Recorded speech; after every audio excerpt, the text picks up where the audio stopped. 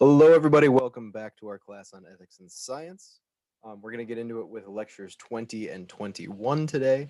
And we are in sort of a new unit. Actually, we're in the last unit of this class, which means that what we're going to be doing from here on out is talking about specifics of science policy, and how we can apply ethics and science to the broader context of politics, of just our way of interacting with the world.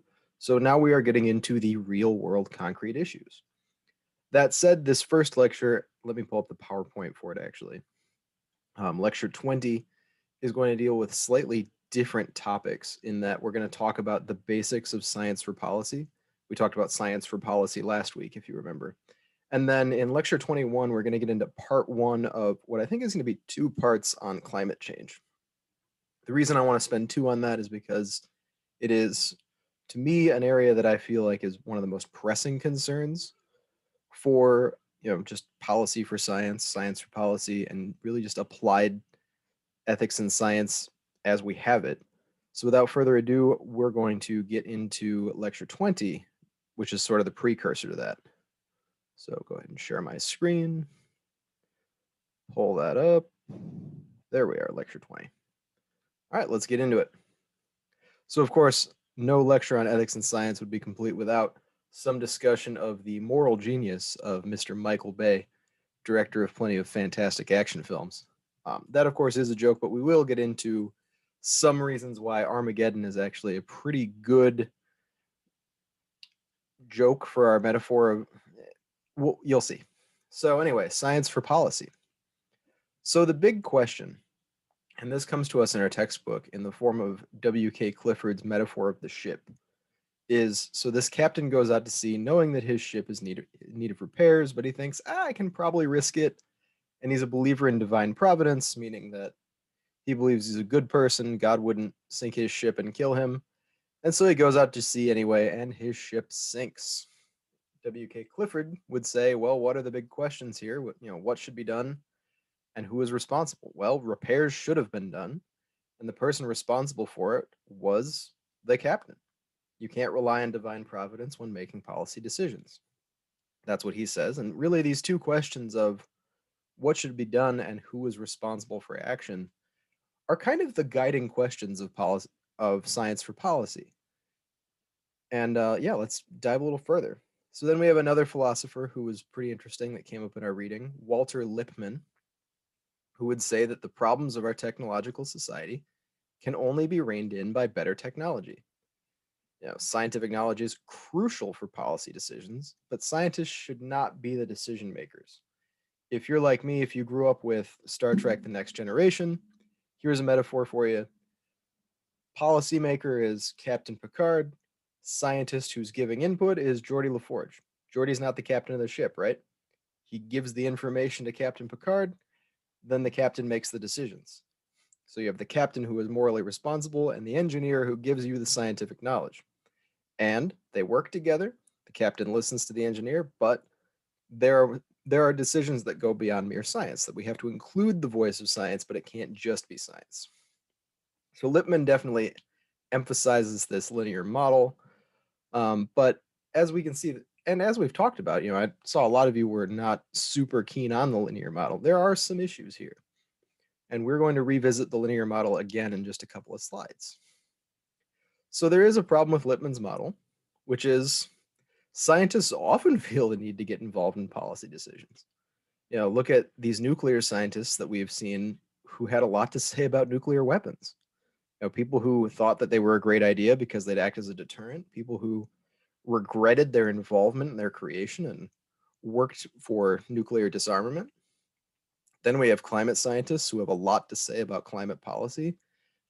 There's a really fantastic article that we're going to read next week about a climate scientist who didn't want to get dragged into climate policy, but he feels that he has to.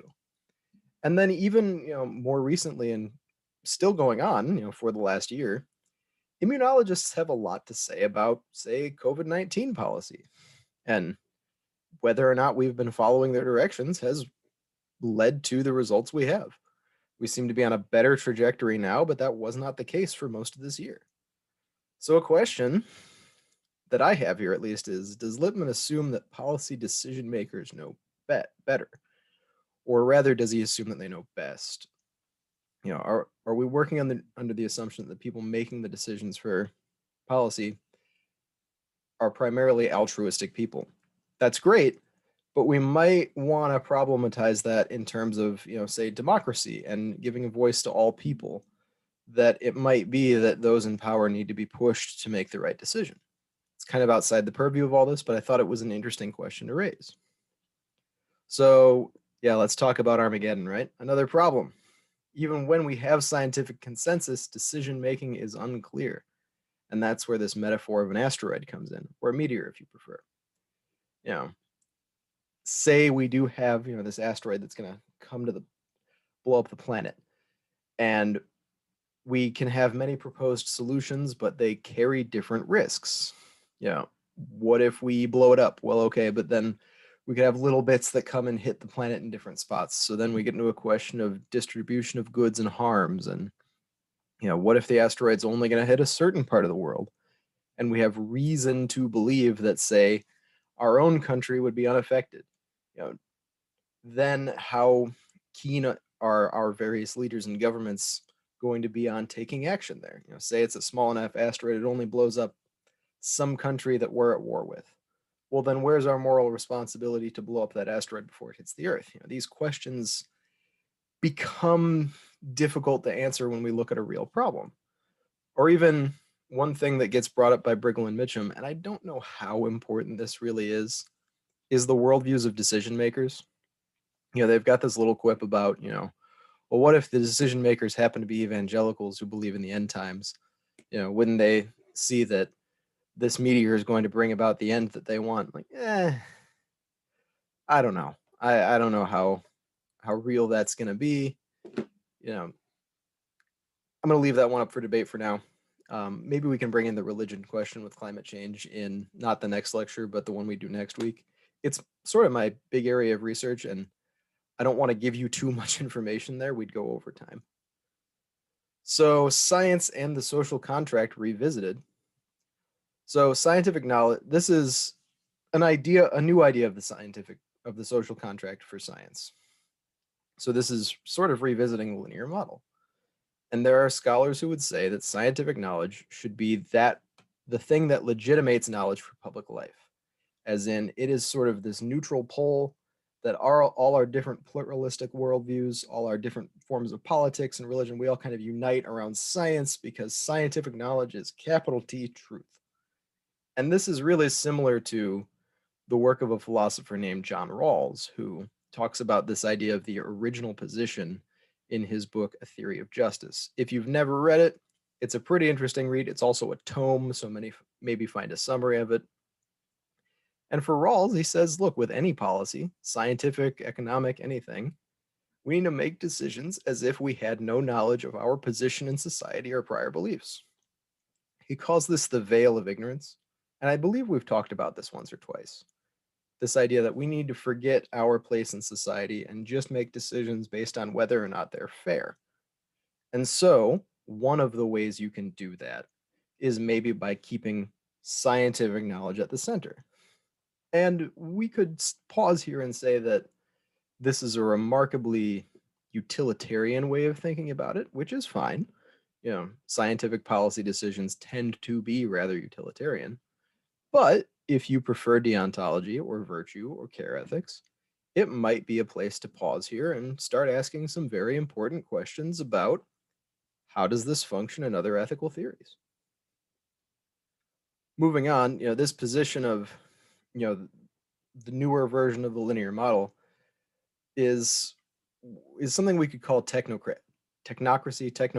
I'm not sure how you would actually pronounce it because it's not something that's really practiced in the world. But the idea here is that we would be rationalizing democracy. And this does carry a particular view of truth and a particular idea of scientific knowledge, and we need to recognize that. So, in this view, we could say that proper knowledge should lead to right decisions. And in some ways, this is part of one of the oldest conversations we have in philosophy.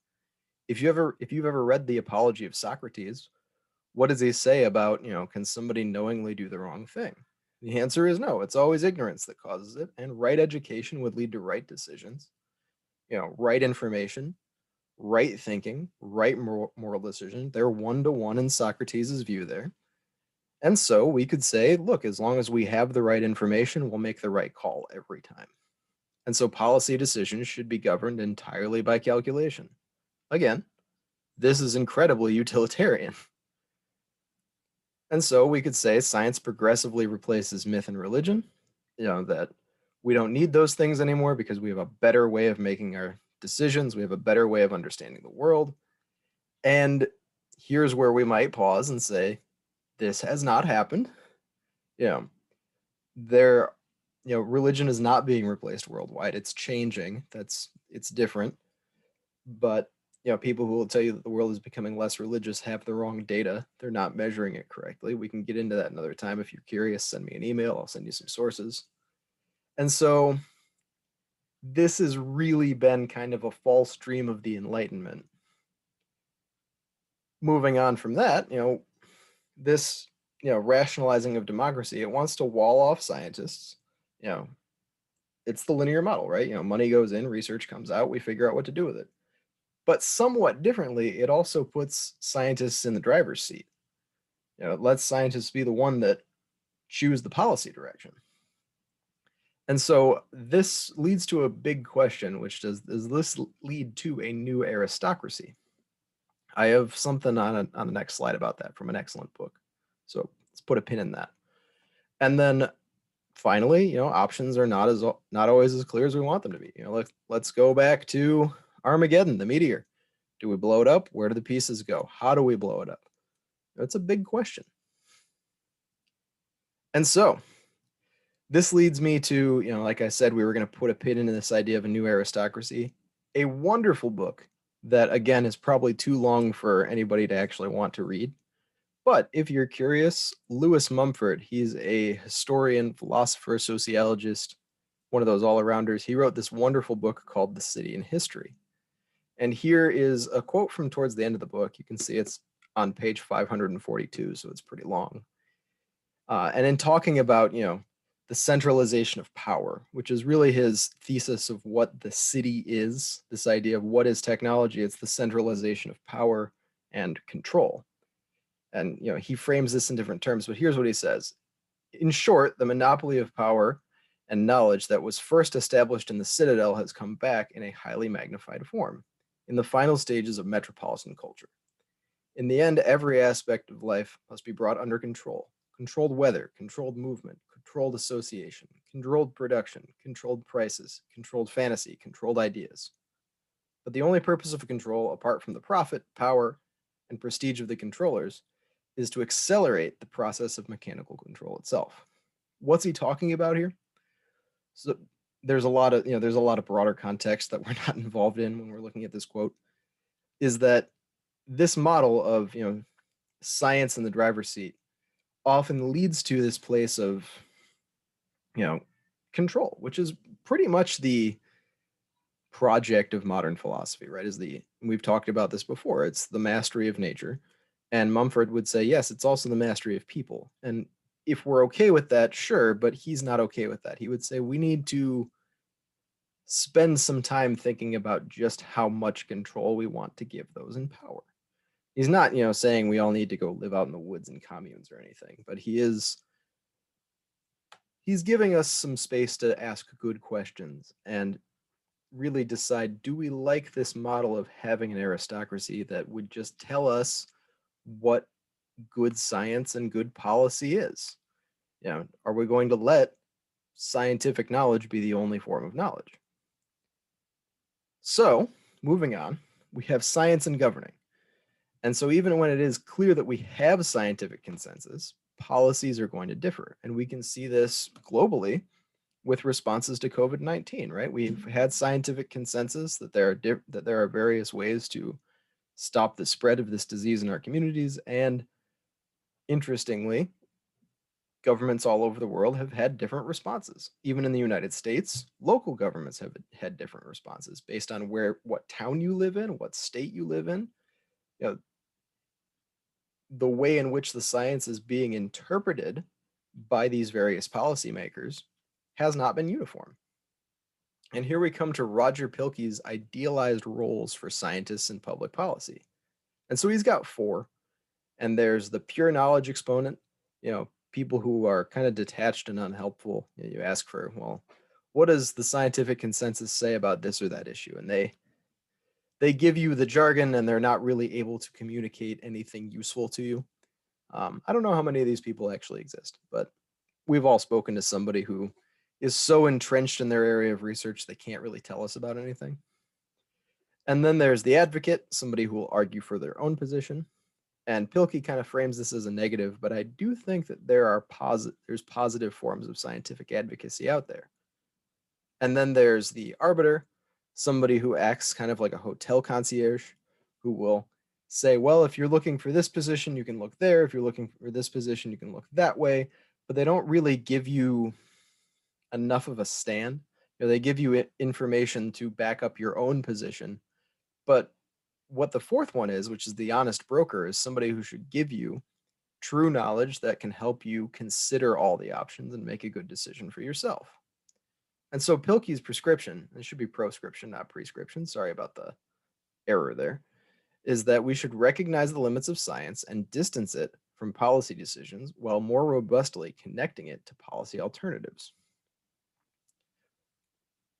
So, then there's also epistemological issues. And then this is where we come down to a question of what is scientific knowledge? So there are two ways you can look at it. You could say that scientific knowledge is absolute certainty, or that scientific knowledge is a present but revisable consensus.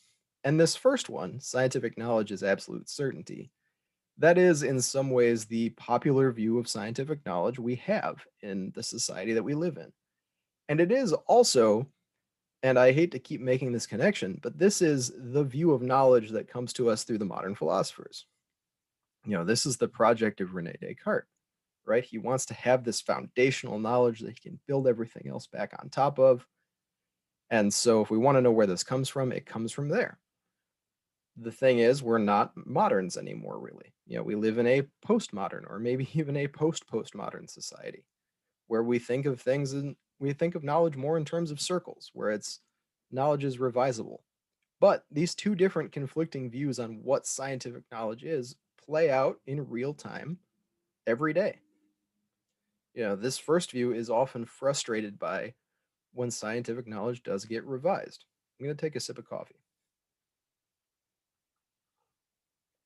So, ways that we see this are things like changing, social distancing guidelines, where people will say, "Wait, I thought they were telling us that it was this last week." And so if you believe that knowledge is foundational and then, the scientific consensus changes, well, then that might call into question all your ideas of what the scientific consensus is. And we see this with climate change too. People being frustrated that now it's being called climate change before it was global warming, saying, well, can we really trust people? Do they really know anything? Because they admitted they were wrong before. And yeah, this second view would say, of course they admitted they were wrong before. Knowledge isn't foundational, it's a circle. What we learn causes us to call into question what we learned before, and that's good. That's how we get better knowledge.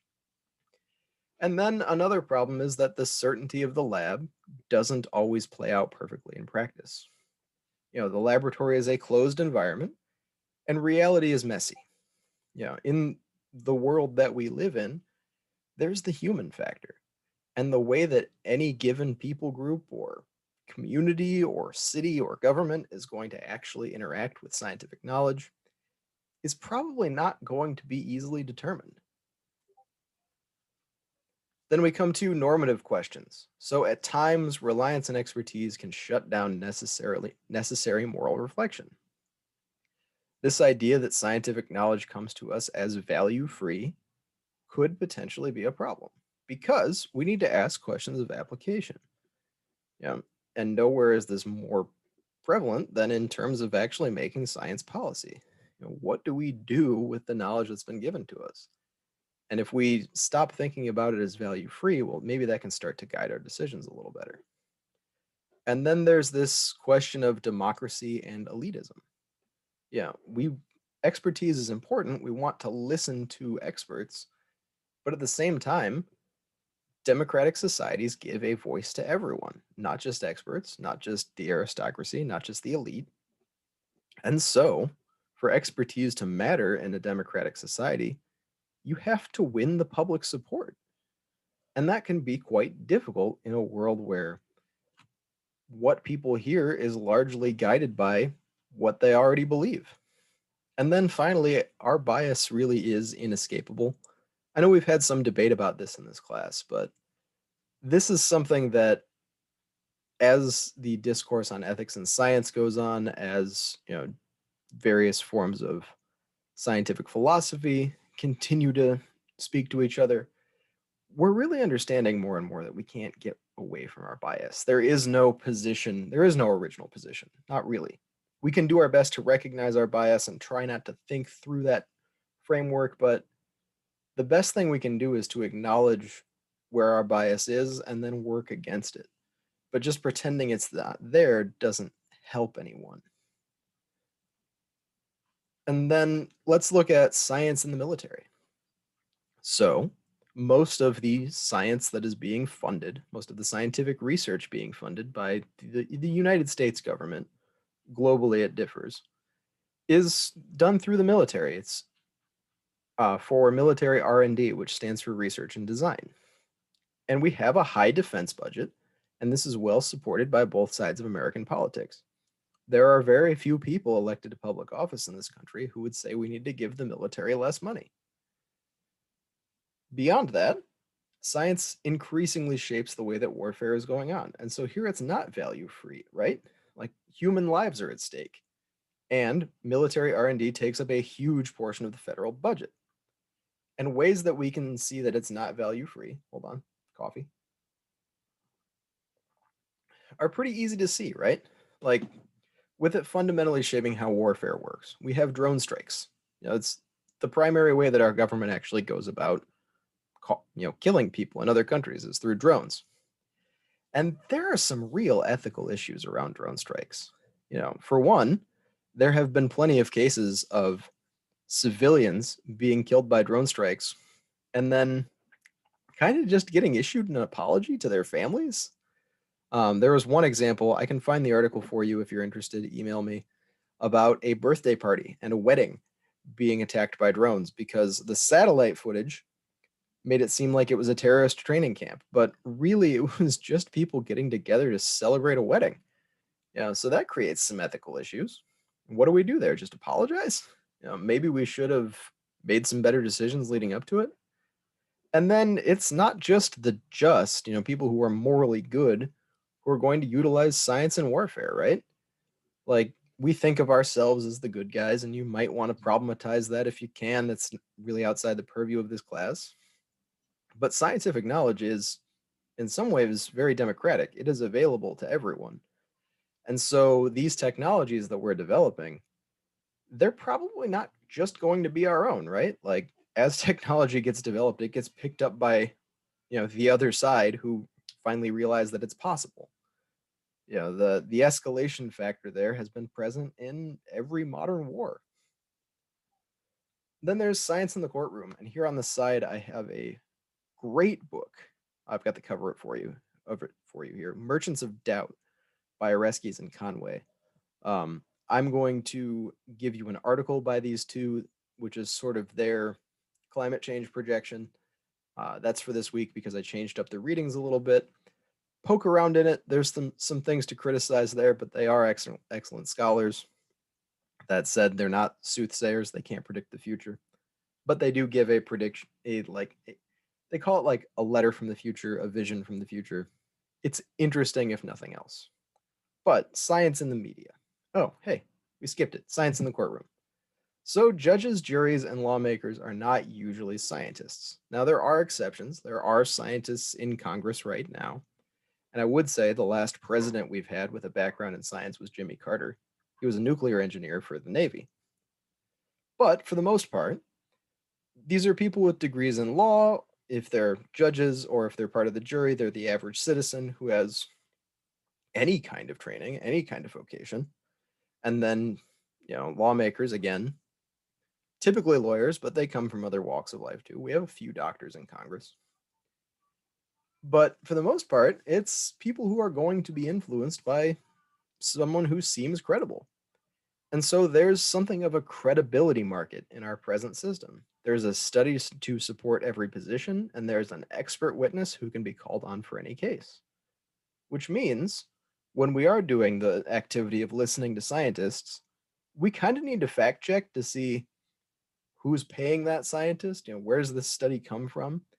It's not so easy as just saying, well, I'm going to listen to the scientists on this issue, because on any given issue, there could be 5 or 6 or 500 studies being put out by think tanks that are being paid by any given industry. We've seen this with things like smoking. And so, that's what this Merchants of Doubt book is talking about, is how a handful of scientists obscured the truth on social issues. Smoking is one of them, climate change is another. And then in the media, scientific knowledge is often communicated to the public through mass media, which at times changes the message. One example is that less supported positions are often given equal time. And we see this all the time in terms of the debate on climate change. It'll be, 99.9%. That's not the actual figure, but the overwhelming consensus among climate scientists is that climate change is real and dangerous and happening. But they'll bring someone from that consensus on to talk to Ted Cruz or someone else who's going to be given the same amount of airtime and therefore the projection of the same amount of authority on the issue. And that does kind of become a little bit of a problem when presenting scientific issues to the public. This leads to confusion. But we could also say, look, scientific expertise isn't the only form of expertise. And we do need people who can interpret this data and then tell us about it. We also need people who can say, okay, this is the scientific consensus. Now here's how we could make a moral decision. So that's important to include, right? And then we might also have problems of media hype. This comes all the time in terms of like news stories about this or that study that shows that we finally got a cure for cancer or something else like that, right? And then it never comes because it turns out that the media stories that were being put out about it hyped something up a little bit too much. It was, here's a potential thing that could be happening, and news media ran with it, and the story kind of got lost in the translation, and we didn't really get the thing that was being hyped up. And then there's also problems of new media, where, and we've talked about this before, the internet is a wonderful place, but this lecture is on YouTube, and anybody can put a video lecture on YouTube pretending to be from any particular university or pretending to have this or that degree. And then it kind of muddies the waters about what's actually true. New media is a fascinating frontier governed by almost no rules. So that's where we're going to leave it for this lecture. In the lecture that we are going to record right now, so the next one, we're going to get into policy for science as it relates to climate change. That's going to be part 1. I don't have a ton of slides because we are doing 2 lectures there, and I have a lot of things I just kind of want to show you that are web resources. So I will see you in a few minutes. And yeah, see you around.